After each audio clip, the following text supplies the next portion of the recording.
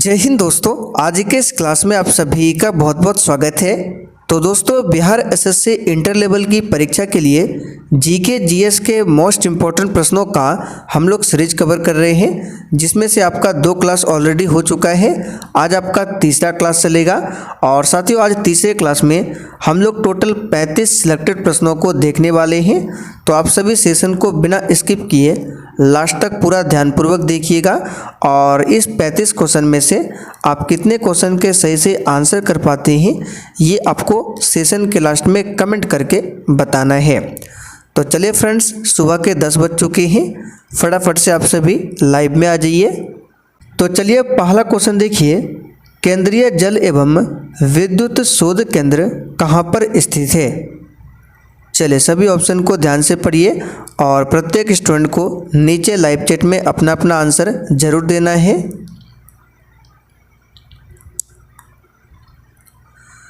तो साथियों यहाँ पर इस क्वेश्चन का आंसर क्या हो जाएगा, केंद्रीय जल एवं विद्युत शोध केंद्र ये कहाँ पर है, तो याद रखिएगा खड़गवासला में है। यहाँ पर ए ऑप्शन जो ही बच्चे बता रहे हैं उनका बिल्कुल सही जवाब है खड़गवासला में। और साथियों इसी खड़गवासला में एनडीए का भी मुख्यालय है। एनडीए इसका फुल फॉर्म क्या होता है, नेशनल डिफेंस एकेडमी। अगला क्वेश्चन देखिए, 1857 की क्रांति में निम्नलिखित में से किसे एक मित्र द्वारा धोखा मिला, ब्रिटिश द्वारा पकड़ा गया तथा मार दिया गया।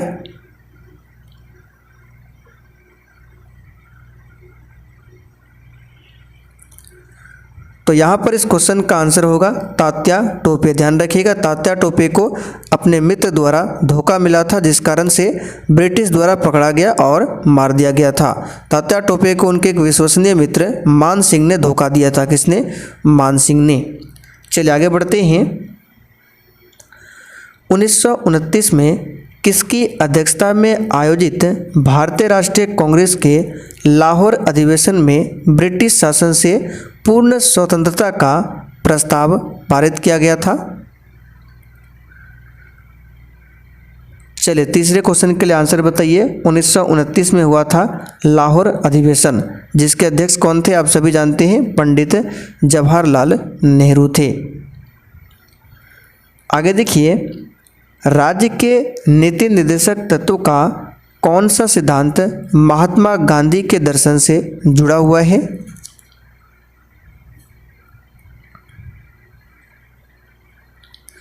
तो साथियों इस क्वेश्चन का आंसर हो जाएगा ग्राम पंचायत की स्थापना। यहाँ पर बी ऑप्शन आपका सही जवाब है। अच्छा, राज्य का जो नीति निर्देशक तत्व है ये भारतीय संविधान के किस भाग में है, तो याद रखिएगा भाग 4 में। और अनुच्छेद कहाँ से लेकर कहाँ तक है, 36 से लेकर 51 तक में है। और नीति निर्देशक तत्व को आयरलैंड देश के संविधान से लिया गया है। और ये जो ग्राम पंचायत है इसके गठन के बारे में किस आर्टिकल में बताया गया है, तो आर्टिकल 40 में ग्राम पंचायत के गठन के बारे में बताया गया है। आगे देखिए, हड़प्पा सभ्यता संबंधित है।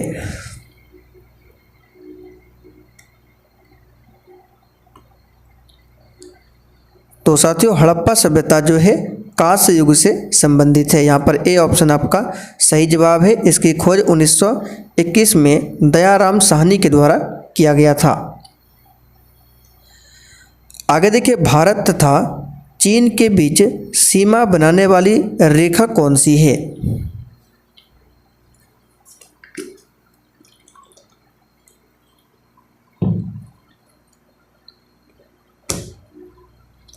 तो सिंपल सा क्वेश्चन है, इसका आंसर हो जाएगा मैकमोहन रेखा। ध्यान रखिएगा, रेड क्लिफ रेखा भारत और पाकिस्तान के बीच में है, डूरंड रेखा पाकिस्तान और अफगानिस्तान के बीच में है। ध्यान रखिएगा। एक पूछा जाता है 49वीं समानांतर रेखा ये किसके बीच में है, तो अमेरिका और कनाडा के बीच में। चलिए आगे देखते हैं, निम्नलिखित में किन देशों के समूह से भूमध्य रेखा गुजरती है।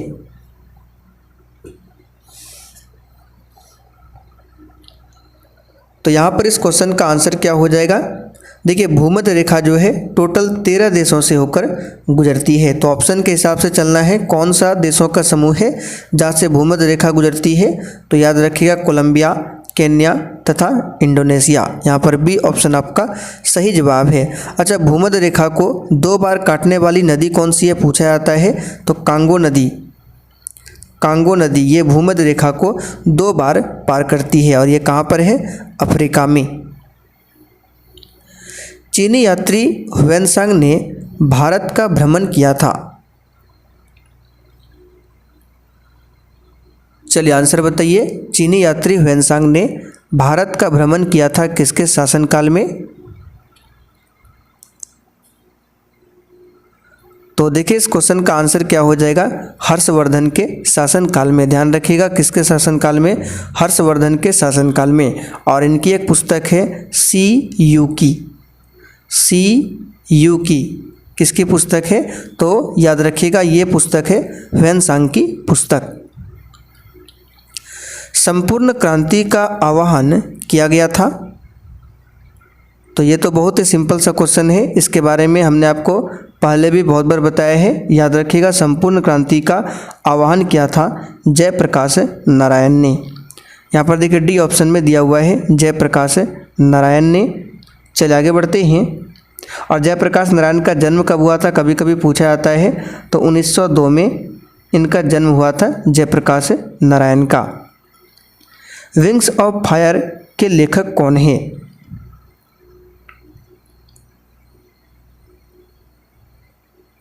चलिए आंसर बताइए। विंग्स ऑफ फायर के लेखक कौन है, तो ध्यान रखिएगा APJ Abdul Kalam wings of fire के लेखक है, इसे ध्यान रखिएगा। जवाहरलाल नेहरू की बात करें तो इनकी पुस्तक याद रखिएगा, पूछा जाता है बार बार। इनकी पुस्तक का नाम है डिस्कवरी ऑफ इंडिया और एक है मेरी कहानी। ये दो पुस्तक आपको ध्यान रखना है, पंडित जवाहरलाल नेहरू की पुस्तक है। भाखड़ा नांगल बांध कहाँ पर स्थित है, चलिए आंसर बताइए। आसान क्वेश्चन है। भाखड़ा नांगल बांध स्थित है किस नदी पर, तो याद रखिएगा ये सतलुज नदी पर स्थित है। यहाँ पर देखिए बी ऑप्शन में दिया हुआ है सतलुज नदी पर।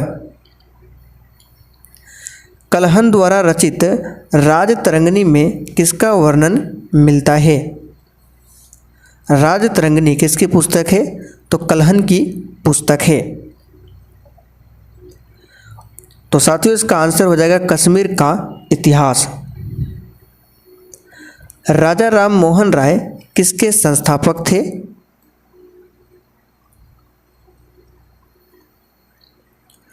सही आंसर हो जाएगा ब्रह्म समाज के संस्थापक थे राजा राम मोहन राय। इन्होंने 1828 में ब्रह्म समाज की स्थापना किया था। आर्य समाज के संस्थापक कौन थे, स्वामी दयानंद सरस्वती थे। प्रार्थना समाज के संस्थापक आत्माराम पांडुरंग थे। रामकृष्ण मिशन के संस्थापक कौन थे, स्वामी विवेकानंद। मैगिनॉट रेखा किन दो देशों के मध्य स्थित है,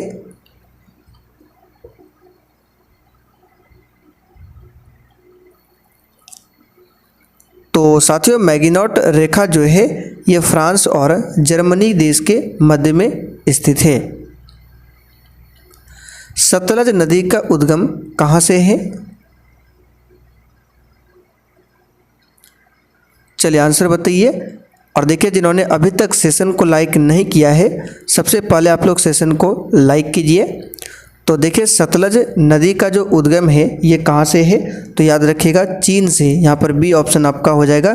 चीन में तिब्बत है और वहीं से सतलज नदी निकलती है। ध्यान रखिएगा मानसरोवर झील के पास राकस ताल से निकलती है सतलुज नदी। भारतीय संविधान सभा ने भारतीय राष्ट्रीय ध्वज की रूपरेखा को कब अंगीकार किया था,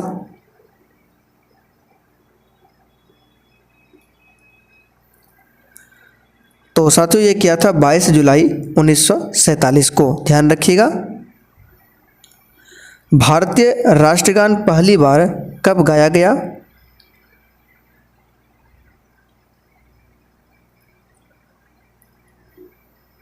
तो साथियों भारत का जो राष्ट्रगान है इसे पहली बार कांग्रेस के कलकत्ता अधिवेशन 1911 में गाया गया था। ध्यान रखिएगा। और राष्ट्रगीत जो जन गण मन है उसे पहली बार 1886 1896 में गाया गया था। राष्ट्रगान के रचयिता कौन है? रविंद्रनाथ टैगोर है। भारत में श्वेत क्रांति के जनक माने जाते हैं।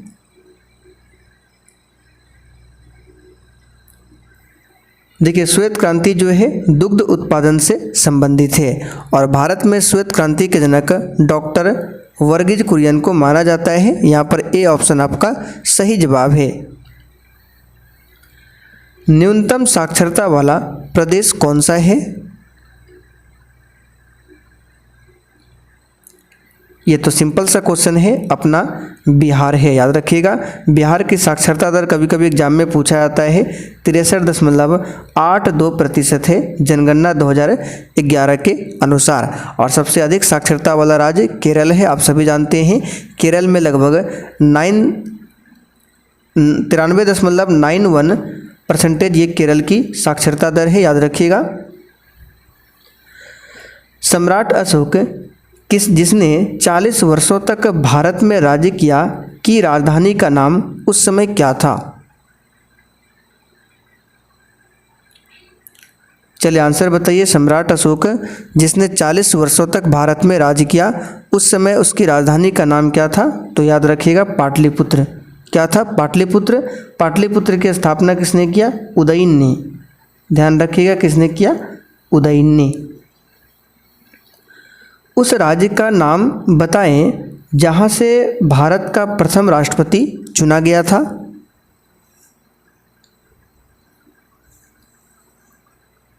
आंसर हो जाएगा बिहार से। और भारत के प्रथम राष्ट्रपति कौन थे? डॉक्टर राजेंद्र प्रसाद।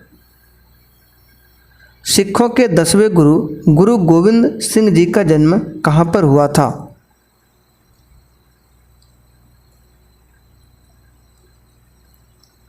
चलिए इसका आंसर हो जाएगा पाटलिपुत्र में हुआ था। कब हुआ था? तो 1666 ईस्वी में। 1946 में गठित अंतरिम सरकार में डॉक्टर राजेंद्र प्रसाद किस विभाग के मंत्री थे?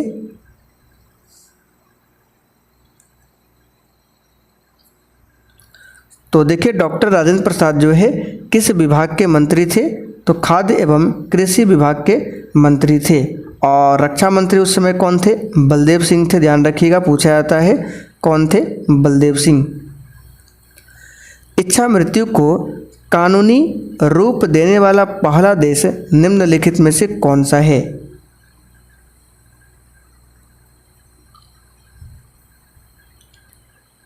चलिए आंसर हो जाएगा नीदरलैंड।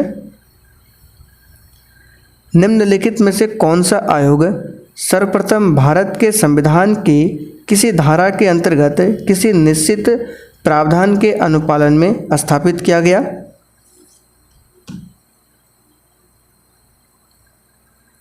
तो साथियों, भारत के संविधान की किसी धारा के तहत किसी निश्चित प्रावधान के अनुपालन में स्थापित किया गया पहला आयोग था चुनाव आयोग। कौन था? चुनाव आयोग। याद रखिएगा, भारतीय चुनाव आयोग की स्थापना कब होती है? 25 जनवरी 1950 को। इसलिए प्रत्येक वर्ष 25 जनवरी को राष्ट्रीय मतदाता दिवस मनाया जाता है।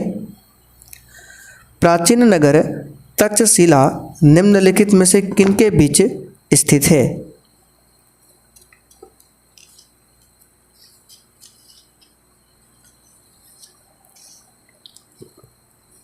तो देखिए, प्राचीन नगर जो तक्षशिला है सिंधु और झेलम के बीच में स्थित है। आंसर क्या हो जाएगा? सिंधु तथा झेलम।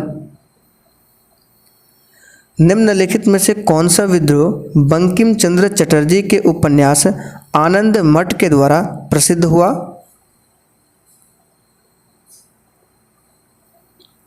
आंसर हो जाएगा सन्यासी विद्रोह। ध्यान रखिएगा, सन्यासी विद्रोह। यहाँ पर डी ऑप्शन आपका करेक्ट आंसर है। और ये जो आनंद मठ है, याद रखिएगा, जो आनंद मठ है इसी से भारत का राष्ट्रीय गीत वंदे मातरम लिया गया है। निम्नलिखित में से कौन सा कथन सत्य नहीं है? तो महानदी का उद्गम छत्तीसगढ़ में है, गोदावरी नदी का उद्गम महाराष्ट्र में है, कावेरी नदी का उद्गम आंध्र प्रदेश। ये गलत है। कावेरी नदी का उद्गम आंध्र प्रदेश में नहीं है। इसका उद्गम स्थल कहाँ पे है? कर्नाटक में है। याद रखिएगा, कहाँ पे है? कर्नाटक में। चलिए आगे देखते हैं। कोलंबो से अल्मोड़ा तक व्याख्यान निम्नलिखित में से किसके अनुभव पर आधारित है?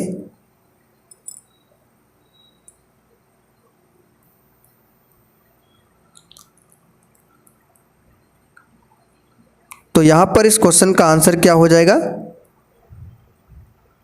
इसका आंसर हो जाएगा स्वामी विवेकानंद। ध्यान रखिएगा, स्वामी विवेकानंद के अनुभवों पर कोलंबो से अल्मोड़ा तक व्याख्यान आधारित है। वैज्ञानिक तथा औद्योगिक अनुसंधान परिषद का अध्यक्ष कौन होता है?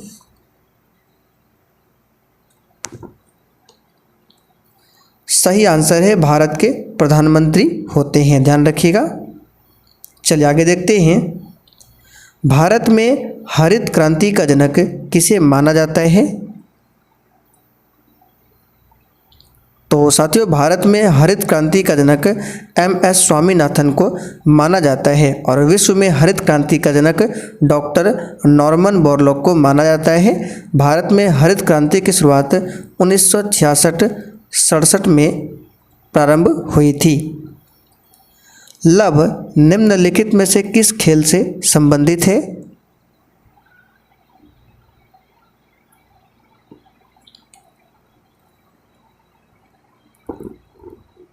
तो यहाँ पर इस क्वेश्चन का आंसर क्या हो जाएगा? टेनिस से संबंधित है। किससे? टेनिस से। वृंदावन गार्डन कहाँ पर स्थित है? यहाँ पर देखिए, आपको हड़बड़ी में आंसर नहीं करना है मथुरा, ये वृंदावन नहीं है, वृंदावन गार्डन है। ये कहाँ पर है? तो याद रखिएगा, ये मैसूर में है। कहाँ पर है? मैसूर में।